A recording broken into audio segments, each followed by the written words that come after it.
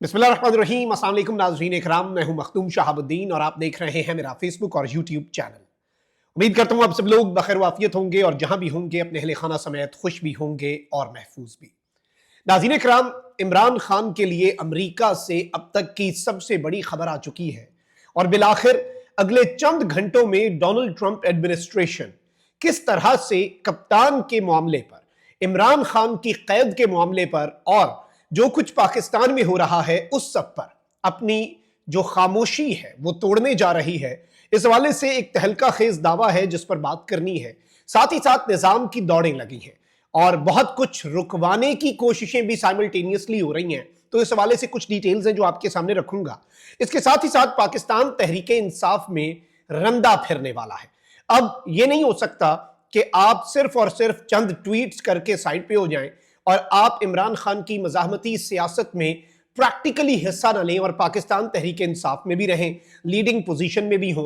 अब कोई भी ऐसे बंदा जो है उसके लिए पाकिस्तान तहरीक इंसाफ में जगह नहीं होगी। अडयाला जेल से कप्तान ने बड़ा बयान जारी कर दिया है और इमरान खान साहब का यह बयान सिस्टम के लिए एक आई ओपनर होना चाहिए कि कप्तान इस वक्त सोच क्या रहा है। इसके साथ ही साथ पाकिस्तान की जुडिशरी ऑलरेडी जेरे अताब है और एक तरफ तो निजाम हर चीज मैनेज करना चाह रहा है, लेकिन जस्टिस मंसूर अली शाह और जस्टिस मुनीब अख्तर किस तरह से इस निजाम के लिए दर्दे सर बने हुए हैं, इनके खिलाफ एक रेफरेंस जो है उसकी धमकी लगा दी गई है और हुकूमत किस तरह से आग में कूद पड़ी है। और जस्टिस मंसूर और जस्टिस मुनीब ऐसा क्या करने जा रहे हैं अगले चंद घंटों में जो इस हुकूमत के लिए दर्दे सर है और इन दोनों जज साहिबान को रेफरेंस की धमकी दी जा रही है, यह बड़ा दिलचस्प खेल है, इस पर भी बात करनी है। लेकिन पहले मैं आपको यह बता दूं कि इस्लामाबाद हाई कोर्ट के जज जस्टिस मोहसिन अख्तर कियानी जो हैं, उन्होंने कहा है कि अदलिया, पार्लियामेंट और इंतजामिया समेत तमाम सुतून गिर चुके हैं, जो रियासत के पिलर्स होते हैं वो सब गिर चुके हैं। अब ये केस जो था, ये समात और इस समात के दौरान जो रिमार्क्स हैं ये बड़े इंपॉर्टेंट हैं। इस्लामाबाद हाई कोर्ट में फेडरल पब्लिक सर्विस कमीशन के नताइज रोकने के खिलाफ दरखास्त की समाअत जस्टिस मोहसिन अख्तर कियानी साहब ने की। दौरान समाअत जस्टिस मोहसिन अख्तर कियानी जो है, उन्होंने chairman FPSC lieutenant general retired Akhtar Nawaz Satti से कहा कि 2024 के इम्तिहान के नताइज आए नहीं और आप 2025 का इम्तिहान लेने जा रहे हैं। जस्टिस मोहसिन अख्तर कियानी ने कहा कि अगर आज भी कह दें कि नताइज का ऐलान कर रहे हैं तो हम दरखास्तें निपटा देते हैं, जिस पर अख्तर नवाज सत्ती ने कहा कि फौरी नताइज का ऐलान करना मुमकिन नहीं है। समाअत के दौरान जस्टिस मोहसिन अख्तर कियानी साहब जो है, उन्होंने रिमार्क्स दिए कि अदलिया, पार्लियामेंट और इंतजामिया समेत तमाम सुतून गिर चुके हैं। अदलिया का सुतून हवा में है मगर हम फिर भी मायूस नहीं।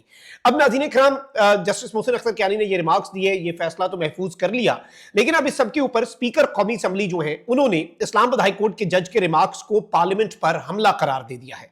स्पीकर कौमी असम्बली अयाज सादिक ने असम्बली इजलास के दौरान इस्लामाबाद हाई कोर्ट के जज के रिमार्क्स पर रूलिंग देते हुए कहा कि जज का बयान पार्लियामेंट पर हमला है, किसी को पार्लियामेंट के बारे में बयानबाजी का हक नहीं।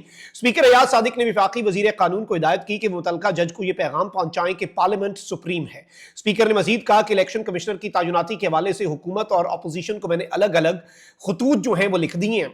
ये आज की डेवलपमेंट्स थी, लेकिन आप इससे ये समझ लें कि इस वक्त सूरत हाल क्या है। इस वक्त सूरत हाल ये है नाज़रीन इकराम के इस तरह के बयानात जो कि हुकूमत दे रही है और कह रही है कि जी आप पार्लिमान पर हमला कर रहे हैं। भाई, पार्लिमान पर हमला वो नहीं है स्पीकर अयाज सादिक साहब जो पार्लिमान के अंदर घुसकर उन्होंने एमएनए उठा लिए, आप उसके बाद मुंह देखते रह गए। पार्लिमान पर यह हमला नहीं है। पार्लिमान पर यह हमला नहीं है कि जी बिलावल भुट्टो कह रहा है कि आईनी तरमीम कर ले वरना ब्रूट फोर्स के साथ आईनी तरमीम होगी। पार्लिमान पर यह हमला नहीं है कि एमएनए को वोट करवाने के लिए 26वीं आईनी तरमीम पर मशकूक बंदे लाए जा रहे हैं और मशकूक बंदे उन्हें लेके आ रहे हैं। खुदा का खौफ करें, करने वाली बात करें। और क्या आपको नहीं पता कि इस वक्त तमाम तर सुतून जो हैं किस तरह से पावर का बैलेंस आप लोगों ने गिरा दिया है, सिर्फ और सिर्फ अपनी 1.5 ईंट की एक मस्जिद के लिए और अपने चंद टकों के लिए और अपनी एक हुकूमत के लिए जो कि आपकी बनती नहीं थी 17 सीटों के ऊपर। अब इस तरह की बातें करेंगे तो फिर ऐसा रद्द अमल तो आएगा। अब हकीकत से आप कब तक मुंह छुपाएंगे? हकीकत से मुंह छुपाना, क्या आपको लगता है कि इससे मामला ठीक हो जाएगा? आप जज साहब को रूलिंग दे दें, लेकिन ये फिर ऐसे ही है जैसे आपको सहाफत से मसला है हमारी। अब सहाफत हो जाए या जज साहब के रिमार्क्स हो जाए जस्टिस मोहसिन अख्तर कियानी के, ये याद रखिएगा कि ये आईना है। अगर इस आईने में आपको अपनी शक्ल और आपको अपनी पॉलिसीज जो हैं वो भद्दी, बदनुमा और दागदार नजर आ रही हैं, तो इसका मतलब ये नहीं है कि आप आईना तोड़ दें। उससे शक्ल बेहतर नहीं होगी, आपको उसको उसके खद्दोखाल खुद से बेहतर करने होंगे। रूल ऑफ लॉ जो है वो मुल्क में लाना होगा, कॉन्स्टिट्यूशनल सुपरमेसी लानी होगी। पार्लियामेंट सुप्रीम है तो सुप्रीम बन के दिखाए, पार्लियामान आजाद हो, पार्लियामान के ऊपर कब्जे ना हो, पार्लियामान के ऊपर शब खून ना मारे जाएं, बत्तियां ना बुझाई जाएं। I was there that night, जिस रात पार्लियामेंट पे आपने बंदे उठाने के लिए नकाब पोश बंदे घुसवाए थे। आपने उसके बाद क्या किया? पार्लियामेंट सुप्रीम थी तो देते इस्तीफा, बताते कि भाई मैं डट गया हूं, मैं और कुछ नहीं कर सकता, इस्तीफा दे दिया। लेकिन चले ऐसे है तो फिर ऐसे ही सही। अब नाज़रीन इकराम, आपको पता है कि आईएमएफ का वफ्द जो है वो मिला है chief justice of Pakistan justice Yahya Afridi से। अब 2 जज साहिबान इस निजाम को खटक रहे हैं क्योंकि वो जुडिशल कमीशन का हिस्सा भी है। ऑल्दो 4 जजेस ने खतूत लिखे ना, लेकिन 2 जज उसमें जस्टिस मंसूर अली शाह और जस्टिस मुनीब अख्तर, ये जुडिशल कमीशन का हिस्सा भी हैं। इन्होंने जुडिशल कमीशन के इजलास का बाइकॉट भी किया। अब आईएमएफ का वफ्द जो है उसने जजेस की तैनाती के मामले पर चीफ जस्टिस से जो मुलाकात की है वो जुडिशल इंडिपेंडेंस पे की है। जजेस की तैनाती के मामले पर जुडिशल कमीशन के मेंबरान से मिलना है। जुडिशल कमीशन में एक जानिब पीटीआई के 2 बंदे हैं, वो अपनी स्टोरी बताएंगे। खान साहब ने हिदायत जारी कर दी है कि पूरी कहानी एज इट इज बतानी है, ये ना हो कि कोई बीच में आप लोग डंडी मार जाएं। इमरान खान साहब ने डायरेक्ट हिदायत दे दी है बैरिस्टर गौर और बैरिस्टर अली जफर को। अच्छा, वहीं दूसरी जानिब आप ये देखें कि जस्टिस मोहसिन अख्तर कियानी और जस्टिस मंसूर अली शाह और जस्टिस मुनीब अख्तर से जब जुडिशल कमीशन के अरकान होने के नाते आईएमएफ का वफ्द मिलेगा तो वो जो बातें करेंगे, अब उस सब से रोकने के लिए तड़ियां लगाई जा रही हैं। वजीर आजम के मुशीर बराए सियासी उमूर और अवामी उमूर राना सनाउल्लाह ने बेसिकली एक प्रोग्राम में गुफ्तगू करते हुए कहा कि सुप्रीम कोर्ट के 2 सीनियर जजेस के खिलाफ बाज मामलात पर रेफरेंस बनाया जा सकता है, यानी कि हमारे पास कुछ ना कुछ ऐसा है जिस पर हम रेफरेंस बना सकते हैं। अब ये धमकी क्यों दी जा रही है, इस धमकी का मकसद क्या है, इस धमकी का पर्पस क्या है, ये आप मुझसे बेहतर समझते हैं। ये बेसिकली इन 2 जज साहिबान को तड़ी लगाई जा रही है कि आपने आईएमएफ के वक्त के सामने जुबान नहीं खोलनी वरना आप पर रेफरेंस बनाएंगे। क्या ये 2 जज साहिबान रेफरेंस से डरते हैं? अगर ये रेफरेंस से या इस निजाम से डरते होते तो अभी तक झुक चुके होते, अभी तक निजाम के बेनिफिशियरी बन चुके होते, बहुत से फायदे ले चुके होते। Justice Mansoor Ali Shah chief justice भी होते, अगर वो एक मरतबा बैठ जाते, उन्होंने कहा मैं बात भी नहीं करूंगा, उन्होंने कहा बात तो कर ले, आए तो सही, बैठे तो सही, हमें आने तो दें, मुलाकात का मौका तो दें। जस्टिस मंसूर ने कहा कोई तो नहीं बनती, क्यों मुलाकात करूं भाई मैं किसी से। तो फिर उन्होंने जस्टिस याह्या अफरीदी साहब का इंतखाब किया और जस्टिस याह्या अफरीदी साहब जो है उन्हें तारीख का बेइख्तियार तरीन चीफ जस्टिस बना दिया और वो उसी में खुश हो गए। लेकिन चले, एक चीज याद रखिएगा कि इस वक्त इन 2 जज साहिबान जो हैं इनके खिलाफ शिकंजा जो है वो कसना है इन्होंने, और इसलिए रेफरेंस जो है ये तैयार कर सकते हैं। बिल्कुल जी, आपसे क्या बैद है, आप कुछ भी कर सकते हैं। रेफरेंस क्या है इस मुल्क में, क्या आइन और कानून के मुताबिक कुछ चलता है? आप कुछ और भी करना चाहें कर ले। आपने जजों के तबादले शुरू कर दिए हुए हैं। अब एक तरफ तो ये अपडेट है, तो वहीं दूसरी जानिब इमरान खान साहब जो हैं उन्होंने वाज़ेह हिदायत जारी कर दी है अडियाला जेल से। और इमरान खान साहब ने कहा है कि भाई हमारा बयानिया यही है, पार्टी का बयानिया यही है कि अब एस्टैब्लिशमेंट जो है उसे टफ टाइम देना है, पाक फौज मुखालिफ कोई बात नहीं करनी, लेकिन मुक्तदरा की पॉलिसीज पर तनकीद करनी है। ये अब इमरान खान साहब की पॉलिसी है, ठीक है। इमरान खान साहब ने पार्टी बयानिए का बोझ ना उठाने वाले अरकान को कोर कमेटी से निकालने का फैसला किया। और खान साहब ने पहले तो ये कह दिया ना, इससे एक चीज वाज़ेह हो गई कि भाई जो नहीं वजन उठा सकता, आप बराए मेहरबानी खुद ही कोर कमेटी से आप निकल जाएं तो ज्यादा बेहतर है। और ये एक चीज इस जानिब इशारा है कि इमरान खान साहब ने, जो आपको पता है, आलिया हमजा को लीडिंग पोजीशन में ले आए, जुनैद अकबर आए, और अब ये वाली अपडेट, इससे डरना होगा। क्यों डरना होगा? क्योंकि इससे इमरान खान साहब के माइंड का अंदाजा होगा कि वो अब किस तरह की इनिंग्स खेलने जा रहे हैं, हाना इनिंग्स। अब आगे बढ़ते हैं और एक और डेवलपमेंट है। आपको पता है कि इस वक्त जिस तरह से आलमी दबाव बढ़ता जा रहा है, यूरोपियन यूनियन का वफ्द और फिर अब आईएमएफ का वफ्द, लेकिन असल जो गेम चेंजर है वो डोनाल्ड ट्रंप एडमिनिस्ट्रेशन है।